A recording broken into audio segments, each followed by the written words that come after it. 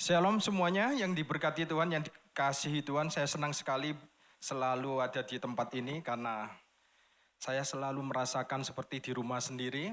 Karena saya sangat dekat sama saudara-saudara semua. Saudara semua sudah kenal saya, tidak perlu saya mengenalkan diri lagi.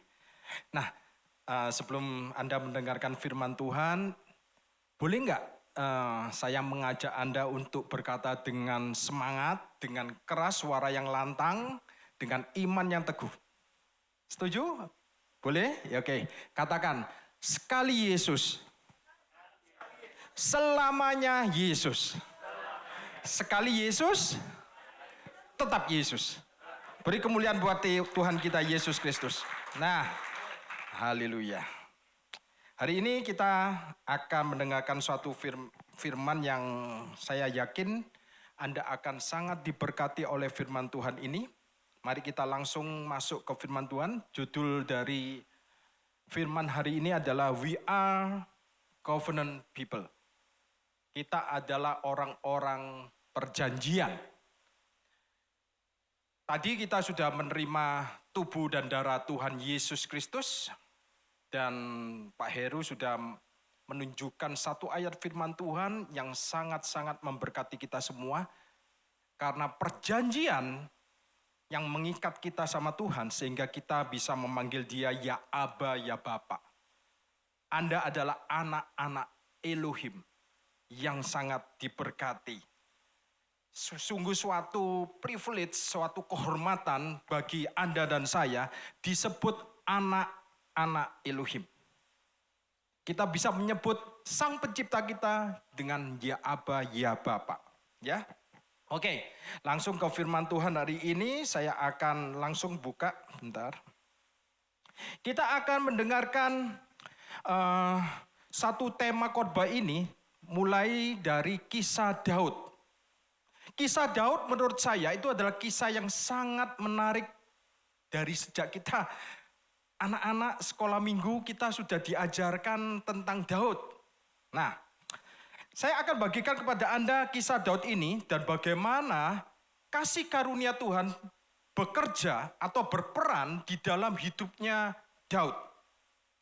Bersama keluarga Saul dan juga Yonatan. Bagaimana Hesed itu bekerja berperan di dalam kehidupannya Daud. Bersama keluarga Saul dan Yonatan. Dan Anda akan melihat bagaimana sebuah covenant, sebuah perjanjian itu bekerja. Saya percaya Anda akan diberkati oleh firman ini setelah Anda mendengarkan.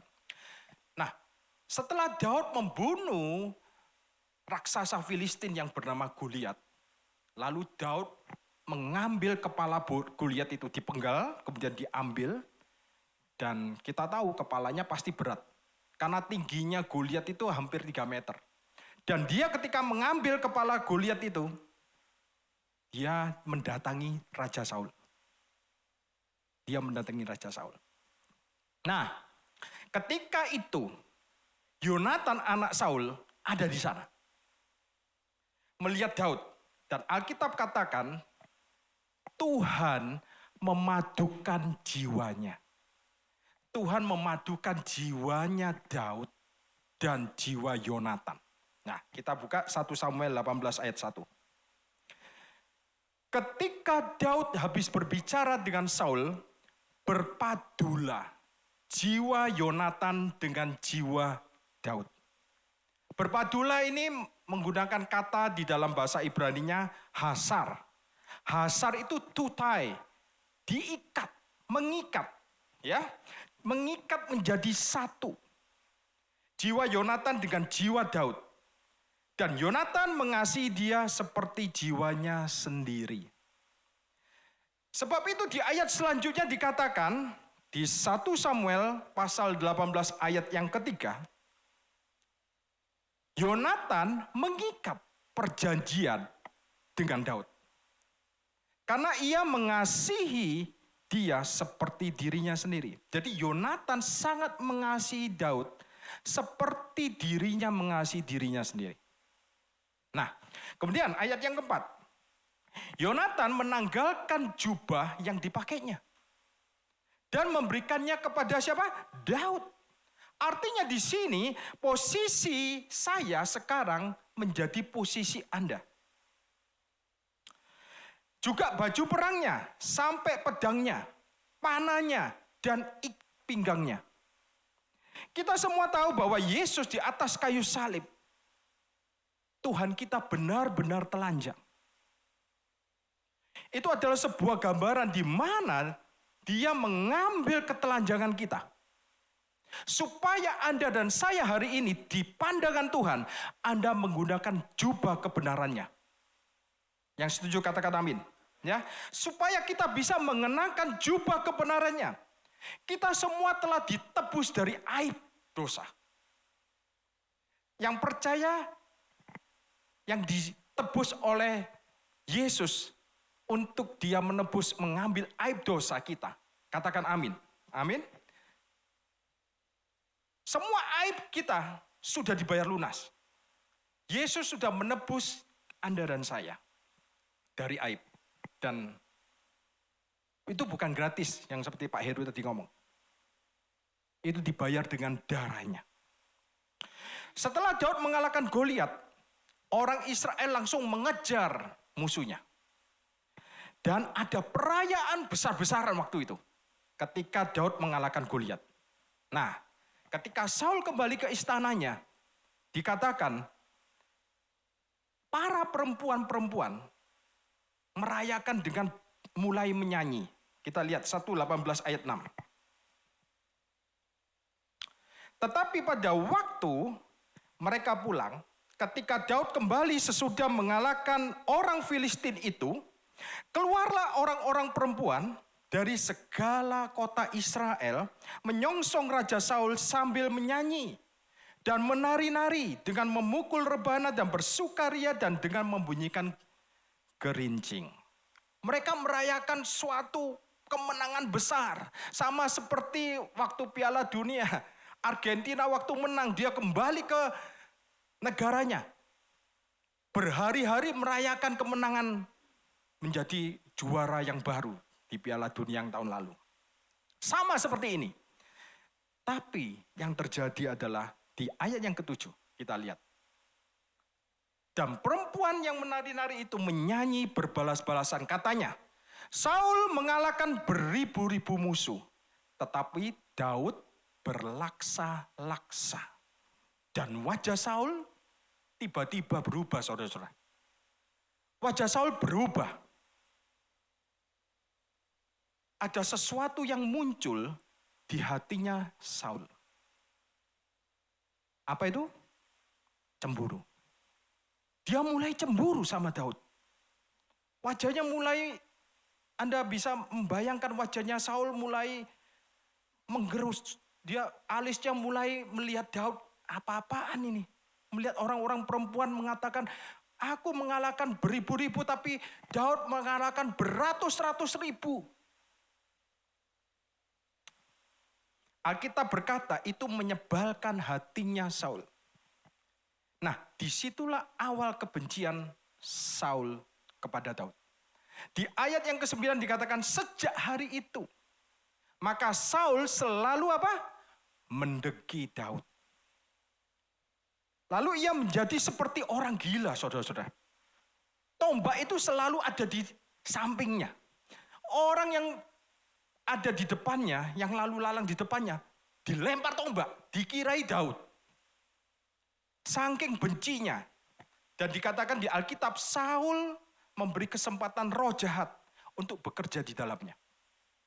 Kemudian Daud, seperti biasanya, dia datang memainkan kecapi. Tapi Saul sudah dirasuki oleh roh jahat. Dia mengambil tombak, dia lempar ke arah Daud. Tapi Alkitab mengatakan Daud berhasil mengelak sampai 2 kali. Padahal sebelumnya, kalau roh jahat itu menghigapi Saul, Daud kalau memainkan kecapi, roh jahat itu akan keluar dari Saul. Saul menjadi tenang. Ya, tapi saat itu karena kedengkian Raja Saul kepada Daud, karena penuh dengan kepahitan hatinya, Dan tombak itu selalu siap ada di dekatnya. Untuk apa? Kalau kelihatan Daud, kayaknya itu mau membunuh Daud. Pernah nggak kita ini melihat orang yang mencekno, ya kan?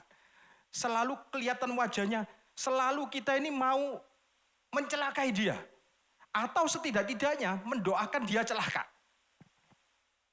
Ya, itu hati-hati. Itu ada roh kedengkian. Ya, roh kecemburuan, roh seperti yang ada di Saul. Nah, di dalam kisah ini, Daud mewakili Elohim. Tuhan memberitahu kita kisah nyata ini di dalam perjanjian lama. Karena ada pesan yang sangat penting di sini untuk kita pelajari semua. Daud merupakan tipologi dari Elohim. Dan Yonatan adalah tipologi dari siapa? Siapa yang tahu? Yesus. Dan Saul, keluarga Saul atau Saul itu tipologi dari kita manusia yang berdosa. Oke? Ya. Dan mereka berdua, Daud dan Yonatan, itu mengikat perjanjian. Mereka berpadu jiwanya. Antara Daud dan Yonatan. Sekali lagi, Daud gambaran siapa? Elohim. Yonatan gambaran siapa? Yesus. Jadi yang mengikat perjanjian antara Elohim dan Yesus. Elohim dan Yahweh. Nah, saya akan tunjukkan bagaimana Anda bisa mengerti ini. Bagaimana Elohim bisa mengikat perjanjian dengan Yesus anaknya. Saya akan tunjukkan bagaimana Tuhan mengadakan perjanjian itu. Ketika Tuhan bertemu dengan Abraham.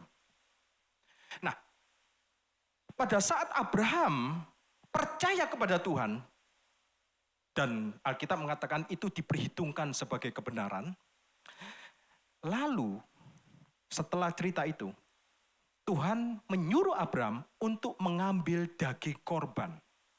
Kalau Anda baca dari lembu, dari burung, ya kan? Kemudian daging itu dipotong menjadi dua.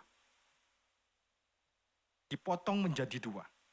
Kemudian diletakkan berhadap-hadapan. Ya, dagingnya itu seperti ditaruh sini satu, ditaruh sini satu. Nah, lalu apa yang terjadi? Abraham setelah meletakkan itu, dan di sini di tengah-tengah ada darah dari daging korban itu. Dan dikatakan di situ waktu itu, burung-burung ganas itu menghinggapi daging-daging itu untuk memakan daging itu. Kemudian Abraham mengusir burung-burung itu. Burung-burung itu gambaran dari roh jahat. Sampai akhirnya Abraham capek, Tuhan membuat dia tertidur. Ketika itu, Alkitab katakan, setelah Tuhan membuat Abraham akhirnya tertidur nyenyak, dan hari itu sudah gelap, Alkitab berkata, di Kejadian 15 ayat 17, kita lihat. Next, tampilkan Kejadian pasal 15 ayat 17. Ketika matahari telah terbenam dan hari menjadi gelap, maka kelihatanlah perapian yang berasap beserta sulu yang berapi. Ya, beserta sulu yang berapi atau burning lamp, di dalam bahasa Inggrisnya burning lamp atau obor, yang lewat di antara potongan-potongan daging itu. Dulu saya nggak ngerti apa artinya ini. Dan disitulah, saat inilah, Tuhan mengikat perjanjian dengan Abraham melalui Yesus Kristus. Bagaimana taunya? Tolong Pak Gerson maju ke depan. Saya akan tunjukkan. Nah, Elohim. Ya. Saya adalah Kristus, Yesus. Di sini ada potongan daging. Dan ketika Abraham tertidur, yang dilihat adalah perapian berasap. Itu lewat di tengah-tengah. Perapian berasap selalu, kalau Anda lihat di perjanjian lama, terutama di Gunung Sinai, ketika Tuhan turun dalam bentuk api yang berasap. Ada asapnya. Itu adalah gambaran Tuhan. Dan ada sulu yang dikatakan di dalam bahasa Inggrisnya kayak seperti burning lamp. Lampu, ya. Ada terang. Ini adalah Yesus. Dan apa yang dilihat oleh Abraham? Pak, jalan sini. Sulu dan perapian itu lewat di tengah-tengah. Di tengah-tengah daging itu. Ya. Yesus pada waktu itu, yang gambaran dari Yesus burning lamp tadi itu, sulu itu, mewakili Abraham. Abraham dibuat tidur, dan Yesuslah yang menggantikan Abraham. Dan Yesus membuat perjanjian dengan Elohim. Dan Abraham disebut silent partner. Kita adalah silent partner dari Tuhan. Diwakilkan melalui Yesus Kristus. Jadi yang membuat perjanjian sesungguhnya bukan kita dengan Elohim, tapi Elohim dengan Yesus Kristus. Anda mengerti maksud saya? Ya, Yesus Kristuslah yang mewakili Anda dan saya. Dia yang membuat perjanjian dengan Elohim. Dan itu adalah perjanjian yang sangat-sangat kuat antara Yesus dengan Elohim. Thank you, Pak. Ya, God bless. Nah, jadi Abraham ketika tertidur, Kristus mewakili Abraham untuk mengikat perjanjian dengan Elohim. Abraham sekali lagi menjadi sleeping partner-nya. Kemudian kembali ke 1 Samuel pasal 20. Ayat 27 kita lihat. Tetapi pada hari sesudah bulan baru itu, pada hari yang kedua, ketika tempat Daud masih tinggal kosong, bertanyalah Saul kepada Yonatan, anaknya itu. Mengapa anak Isai, yaitu Daud, tidak datang makan? Baik kemarin maupun hari ini. Anda tahu ceritanya, Anda baca sebelumnya, Daud tidak mau datang. Ketika diundang gak mau datang, karena Daud tahu, Daud pasti dibunuh. Dia gak mau datang. Ya. Lalu Saul melihat, loh kenapa kursinya kosong terus? Dia tanya sama Yonatan anaknya, mengapa anak Isai itu gak datang untuk makan bersama? Baik kemarin maupun hari ini. Lalu Yonatan anaknya coba menjelaskan alasannya kepada papanya. Tiba-tiba ketika dijelaskan, meledaklah amarah dari Saul. Mari kita lihat. 1 Samuel pasal 20 ayat 30. Bangkitlah amarah Saul kepada siapa? Yonatan. Katanya kepadanya, anak sundal yang kurang ajar. Bayangkan. Anak sundal yang kurang ajar. Bukankah aku tahu bahwa engkau telah memilih pihak anak Isai? Dan itu noda bagi kau sendiri dan bagi perut ibumu. Ayat 31. Sebab sesungguhnya selama anak Isai itu hidup, yaitu Daud, ya. Selama Daud itu hidup di muka bumi, engkau dan kerajaanmu tidak akan kokoh. Dan sekarang suruhlah orang memanggil dan membawa dia kepadaku, sebab ia harus mati. Ini gak kalah saudara-saudara dengan cerita-cerita film silat-silat yang kita lihat dulu-dulu itu. Entah itu Siato Ing Hong, Cynthia Yablu, ya kan? Ini seru ini ceritanya. Oke? Kemudian ayat 32. Tetapi Yonatan menjawab Saul ayahnya itu. Katanya kepadanya, mengapa ia harus dibunuh? Apa yang dia lakukan? Saudara-saudara, waktu saya membaca kata-kata ini, mengingatkan saya, mengapa? Apa yang dia lakukan? Kejahatan apa yang dia lakukan? Anda tahu perkataan siapa itu? Pontius Pilatus, kepada pemimpin-pemimpin agama Yahudi. Anda bisa lihat tipologi Yonatan. Apa yang dia lakukan? Pontius Pilatus mengatakan itu kepada para pemimpin Israel. Kejahatan apa yang dia lakukan?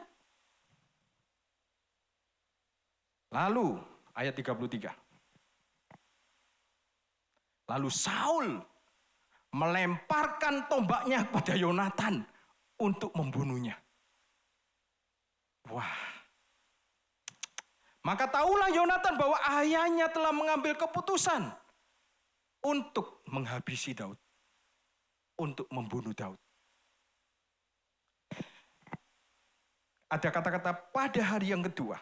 Ayat 34. Sebab itu Yonatan bangkit dan meninggalkan perjamuan itu dengan kemarahan yang menyala-nyala, bernyala-nyala. Pada hari yang kedua bulan baru itu, ia tidak makan apa-apa. Sebab ia bersusah hati karena Daud. Sebab ayahnya telah menghina Daud. Pada hari yang kedua, bulan baru itu adalah hari perjamuan. Yang seharusnya Yonatan dengan papanya sendiri menikmati jamuan waktu itu. Tapi Yonatan bangkit dan meninggalkan semuanya itu. Karena dia sangat mengasihi Daud.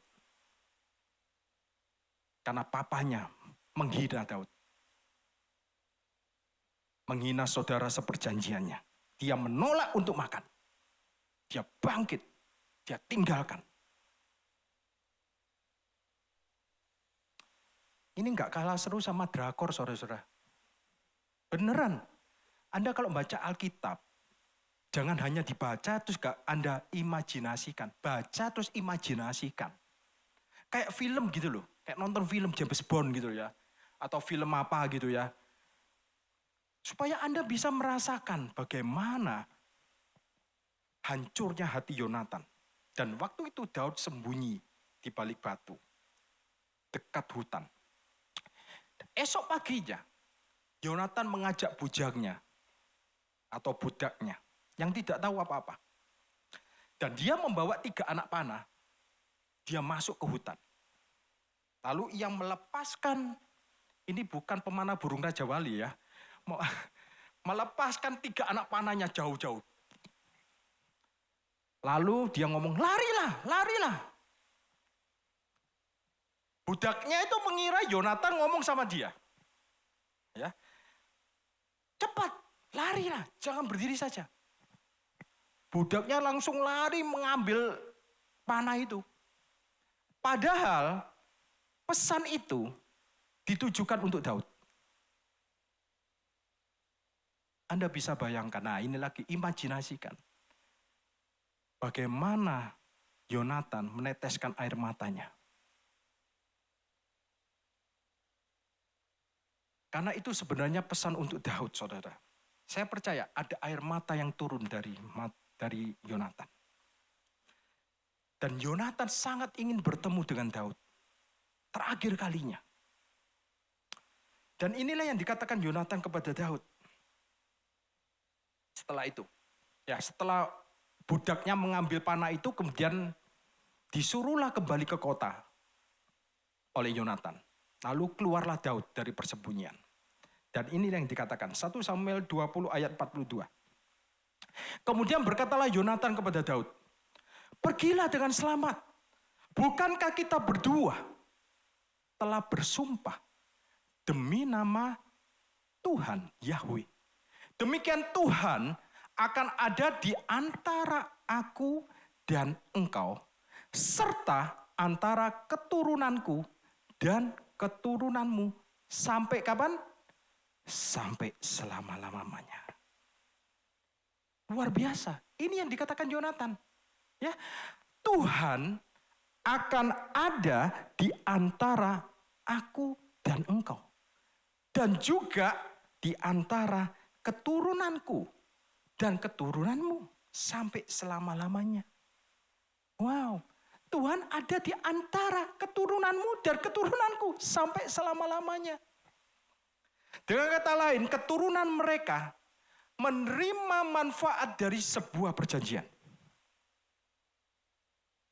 Yesus yang mengikat perjanjian itu, dan kita semua yang menikmati manfaat dari perjanjian itu. Karena kita adalah keturunan-keturunan Abraham. Siapa yang ada di dalam Kristus, dia adalah keturunan Abraham dan berhak menerima janji-janji Tuhan. Kita semua dibedakan dengan dunia. Suka nggak suka, dunia akan membedakan kita. Suka nggak suka. Karena memang kita berbeda. Kita adalah orang-orang perjanjian. Gereja ini disebut New Covenant People. New Covenant Church. Church bicara tentang people. Bukan bangunan ini, bukan gedungnya. Tapi Andalah gereja Tuhan itu. Anda adalah perjanjian, produk dari perjanjian Tuhan. Dengan siapa? Yesus. Kita adalah orang-orang perjanjian. Amin saudara-saudara. Ini kabar baik. Nah, setelah Raja Saul mati, dan Yonatan juga mati, maka bersedilah hati Daud. Dia berduka atas keduanya. Dan ketika Daud tahu bahwa Yonatan mempunyai seorang anak laki-laki, mari kita lihat 2 Samuel 4 ayat 4. 2 Samuel pasal 4 ayat ke-4. Demikianlah firman Tuhan. Yonatan, anak Saul, mempunyai seorang anak laki-laki yang cacat kakinya. Ia berumur 5 tahun ketika datang kabar tentang Saul dan Yonatan dari Yisrael. Inang pengasuhnya mengangkat dia pada waktu itu lalu lari. Tetapi karena terburu-buru larinya, anak itu jatuh dan timpang kakinya. Cacat. Namanya siapa? Mephiboset. Boset artinya aib. Mephi artinya menghembuskan. Jadi Mephiboset menghembuskan aib. Tapi saya heran, kenapa kok menamakan Mephiboset ya? Artinya menghembuskan aib. Seperti itulah manusia hidup.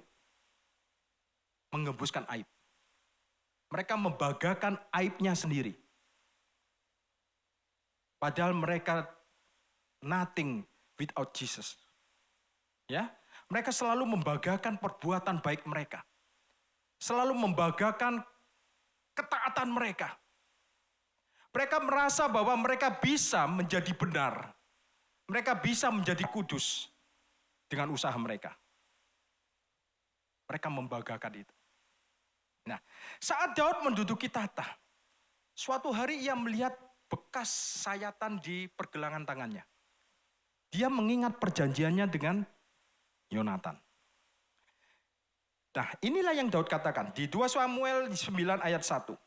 Berkatalah Daud, masih adakah orang yang tinggal dari keluarga Saul? Maka aku akan menunjukkan kasihku. Di dalam bahasa Ibrani-nya akan menunjukkan hesed, grace. Masih adakah yang tertinggal dari keluarga Saul? Aku akan menunjukkan apa? Kasih karuniaku kepadanya. Oleh karena siapa? Yonatan. Biarlah pesan hari ini Anda bisa mendengarkan. Tuhan berkata kepada seluruh bumi, adakah yang tertinggal dari orang-orang berdosa? Karena keluarga Raja Saul gambaran dari orang-orang berdosa. Aku akan menunjukkan hesed, grace, karena Yesus. Jangan lupa, Yonatan tipologi dari Yesus. Masihkah ada orang yang tinggal? Itulah ada seruan Tuhan yang menggema di seluruh bumi. Dia ingin orang-orang tahu, aku akan menunjukkan hesedku, kasih karuniaku melalui Yesus. Masih adakah orang yang tinggal? Yang bagi mereka Yesus telah mati. Supaya aku bisa menunjukkan hesed, grace. Aku menunjukkan kasihku, kemuliaanku, kebaikanku. Juga berkat-berkatku. Kemudian ayat kedua. Ayat kedua, Kemudian berkatalah raja, tidak adakah lagi orang yang tinggal dari keluarga Saul? Aku hendak menunjukkan kepadanya kasih yang dari Elohim. Yang menarik ini adalah Hesed Elohim. Aku akan menunjukkan Hesed Elohim. Grace of God. Lalu berkatalah Siba kepada raja, masih ada seorang anak laki-laki Yonatan yang cacat kakinya. Ayat keempat, tanya raja kepadanya, di manakah ia? Jawab Siba kepada raja, dia ada di rumah Makir bin Amiel di Lodeber. Sesudah itu Raja Daud menyuruh mengambil dia dari rumah Makir bin Amiel dari Lodebar. Lodebar apa Lodebar ya? Lodebar ya. Lodebar artinya no word. Tidak ada perkataan firman Tuhan. No pasture. Tidak ada padang rumput. Bayangkan, Mephiboset adalah keturunan raja. Dia ada di tempat seperti itu. Tidak ada firman Tuhan, tidak ada berkat Tuhan. Lalu Raja Daud menyuruh mengambil dia dari rumah Makir bin Amiel. Ambil orang itu. Tuhan gak berkata gini, kamu datang ke tempat aku di mana aku berada. Tapi Tuhan datang mendatangi kita di tempat di mana kita berada. Dia sendiri yang datang untuk mencari kita semua. Amin saudara. Ia pergi untuk mencari. Sebab itu Bapa mengutus Yesus anaknya yang tunggal. Untuk menerima kita, untuk menemukan kita. Jangan lupa, Daud gambaran Elohim, Yonatan gambaran Yesus. Pesan saya, kalau Anda membaca Alkitab, ya, Anda harus tahu di mana tipologi Yesus, di mana tipologi Elohim. Bukan berarti Anda setiap baca Daud, dia adalah tipenya Elohim. Bukan berarti Anda setiap baca Yonatan, dia adalah tipologi dari Yesus. Enggak seperti itu. Ya, ada tempat-tempat di mana yang kita bisa melihat ini tipologinya Yesus. Oh, ini tipologinya Elohim. Bukan berarti setiap kali Anda membaca Alkitab Anda, kemudian Anda menemukan Daud, dia selalu gambaran Elohim. Bukan. Setiap kali Anda lihat Daud, apa yang dilakukan Daud, itu yang dilakukan Elohim. Enggak. Karena Daud berzina. Karena Daud membunuh. Anda ngerti ya? Anda harus belajar seperti itu. Tidak semua tipologi itu Anda harus hantam semuanya. Oh, ini tipologinya Daud, tipologi Elohim. Setiap ketemu Daud, ini Elohim. Enggak seperti itu. Harus lihat konteksnya. Oke? Anda mengerti ya? Nah, kemudian ayat selanjutnya, ayat ke-6. Dan Mephiboset bin Yonatan bin Saul masuk menghadap Daud. Ia sujud dan menyembah. Kata Daud, Mephiboset. Jawabnya, inilah hamba Tuhanku. Tuanku. Kemudian ayat ke-7. Kemudian berkatalah Daud kepadanya. Saya suka perkataan Daud ini. Janganlah takut, altirah. Janganlah takut, sebab aku pasti, bukan mudah-mudahan, tapi pasti akan menunjukkan apa? Hesed. Menunjukkan kasihku. Menunjukkan grace kepadamu. Oleh karena siapa? Yonatan. Yonatan ayahmu. Tuhan sedang berkata kepada kita semua hari ini. Yang ada di tempat ini, yang mungkin melalui live streaming, biarlah Anda mendengar juga.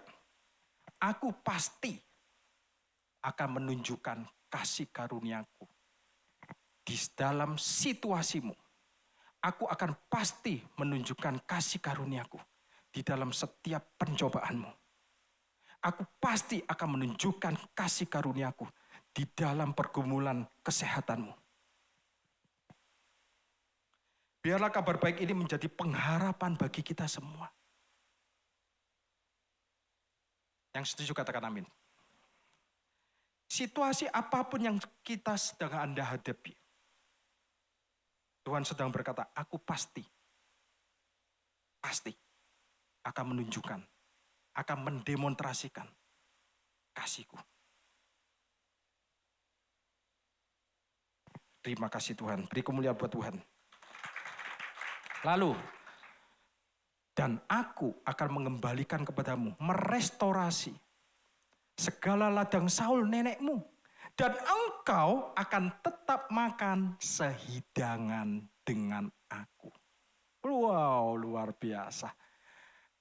Ya, aku akan mengembalikan kepadamu semua yang hilang. Apa yang hilang di tahun 2022? Di dalam hidup Anda. Tuhan akan mengembalikannya. Dan engkau akan tetap makan sehidangan dengan aku. Ini berbicara tentang perjamuan kudus. Sebab itu di sini kan setiap minggu selalu Anda makan sehidangan dengan Tuhan. Kita tetap makan sehidangan dengan Raja kita. Haleluya. Ya. Kemudian ayat 8. Lalu sujudlah Mefiboset dan berkata, apakah hambamu ini sehingga engkau menghiraukan anjing mati seperti aku? Anjing mati itu istilah di dalam bahasa, di dalam orang-orang Yahudi, itu untuk sampah. Kita bisa lihat Mefiboset menggembuskan aib. Nama Mefiboset Anda masih ingat apa artinya? Menggembuskan aib. Dia selalu sadar akan dosa. Dia selalu sadar akan keberadaannya dia. Dia lupa ada sebuah perjanjian. Wow, luar biasa. Perjanjian yang kekal. Kemudian, lalu Raja memanggil Siba, ayat ke-9. Lalu Raja memanggil Siba, hamba Saul itu. Ingat ya, Siba ini hambanya. Dan berkata, segala sesuatu yang adalah milik Saul dan milik keluarganya, ku berikan. Katakan, ku berikan. Kepada siapa? Kepada cucu tuanmu itu. Kepada siapa? Mefiboset. Oke? Engkau harus mengerjakan tanah baginya. Engkau, anak-anakmu, hamba-hambamu. Perhatikan di sini. Dengar baik-baik. Kepada hamba Saul, Daud mengatakan, engkau harus mengerjakan tanah baginya. Tetapi kepada anak Yonatan, Mefiboset, Tuhan ngomong apa? Aku berikan. Ku berikan. Anda lihat perbedaannya. Ya, kepada anak-anak kasih karunia, Tuhan tidak pernah berkata, kamu harus bekerja. Anak-anakmu, enggak pernah. Hamba-hambamu, enggak pernah ngomong seperti itu. Tapi kepada budak, kepada hamba, dia ngomong, engkau harus mengerjakannya. Tetapi kepada anak kasih karunia, aku berikan. Berapa banyak kita adalah anak-anak kasih karunia? Anda hanya menerima. Tuhan memberikan apa segalanya yang dia punya untuk Anda dan saya. Jadi ketika Daud berkata kepada anak Yonatan, ketika Tuhan berbicara kepada anak-anak kasih karunia, tidak ada kata perintah. Enggak ada. Yang ada hanya hesed, kasih karunia. Ayat ke-7 tadi, janganlah takut sebab aku pasti akan menunjukkan hesedku kepadamu oleh karena Yonatan ayahmu. Dan aku akan mengembalikan kepadamu, aku akan memberikan kepadamu only grace. Hanya kasih karunia, tidak ada perintah, tidak ada hukum Taurat, hanya grace. Tinggal Anda milih di posisi anak kasih karunia, atau Anda milih di posisi budak atau hamba. Ya, kalau Anda di posisi hamba, maka Tuhan mengatakan kamu harus mengerjakannya. Karena kepada hamba, kepada mereka yang masih punya roh perbudakan, para hamba agama, yang legalistik, no grace. Gak ada kasih karunia. Yang ada cuma perintah. Kamu harus bekerja, kamu harus kerjakan ini, kamu harus begini, kamu dan anak-anakmu. Kita dapat melihat perbedaannya sekarang antara hamba dengan anak. Dan kabar baiknya Anda semua di sini adalah anak. Kita akan manggil dia ya Aba, ya Bapak. Anda bukan hamba, Anda anak. Ku berikan, Yesus yang memberikan segalanya. Ketika Anda menerima Yesus, Anda menerima segala kekayaan yang dia punya. Lalu ayat 13, demikianlah Mefiboset diam di Yerusalem sebab ia tetap makan sehidangan dengan siapa? Raja. Harusnya stop di sini. Tapi saya bertanya, kenapa ada kelanjutannya? Adapun kedua kakinya timpang. Penulis di dalam Alkitab ini sengaja untuk menulis, saya percaya ini adalah Roh Kudus yang mau menunjukkan kepada kita. Roh Kudus menuliskan, adapun kedua kakinya timpang. Kenapa Alkitab menulis bagian terakhir ini? Adapun kedua kakinya timpang. Bukankah kita sudah tahu bahwa Mefiboset timpang? Ia tetap makan sehidangan dengan raja. Meskipun kakinya timpang. Apa yang Anda terima? Anda tidak perlu sempurna untuk bisa masuk di dalam hadirat Tuhan. Untuk bisa makan sehidangan dengan Tuhan.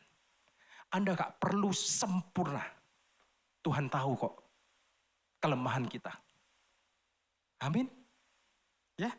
Roh Kudus mengingatkan kita, walaupun jalanmu tidak akan pernah sempurna, tapi kamu tetap bisa makan satu meja, semeja dengan aku.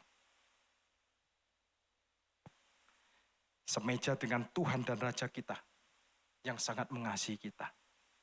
Amin, saudara. Dan ketika Anda makan di meja makan, kaki Anda tersembunyi apa enggak? Tersembunyi. Kelihatan enggak? Enggak kelihatan. Jadi Tuhan memberi pesan kepada kita semua hari ini. Jangan pernah melihat kakimu yang timpang. Tersembunyi. Lihatlah apa yang ada di meja hidangan Tuhan. Di situ Anda bisa temukan kebaikan Tuhan, kemurahan Tuhan, kesembuhanmu, penyediaan Tuhan sudah tersedia. Bahkan keselamatanmu sudah tersedia di meja hidangan Tuhan. Dan Tuhan, saya tutup firman ini. Tuhan berkata kepada kita, datanglah, makanlah, dan jadilah kuat. Amin. Datanglah, makanlah, dan jadilah kuat. Aku mengasihimu. Beri kemuliaan buat Tuhan. Beri kemuliaan bagi Tuhan yang sangat mengasihi kita. Haleluya. Mari kita tundukkan kepala, kita berdoa untuk Tuhan yang sungguh-sungguh mengasihi kita, yang sungguh-sungguh ajaib, yang sungguh-sungguh berkenan kepada kita. Tuhan, terima kasih untuk perjanjian-Mu melalui Yesus Kristus. Kami sudah menjadi anak-anak Elohim. Kami berhak untuk makan sehidangan dengan-Mu ya Tuhan. Sekalipun kami belum sempurna Tuhan. Kami tidak mau melihat ketidaksempurnaan kami. Kami mau melihat kebaikan Tuhan. Semua kemurahan Tuhan yang telah Kau sediakan bagi kami semua di tempat ini ya Tuhan. Kau sudah sediakan di atas meja hidangan-Mu ya Tuhan. Dan kami hanya datang, kami hanya makan dan kami menjadi kuat. Untuk menjalani hidup ini. Sampai Maranatha. Di dalam nama Tuhan Yesus Kristus. Semua yang diberkati oleh firman Tuhan katakan bersama-sama dengan saya. Amin. God bless.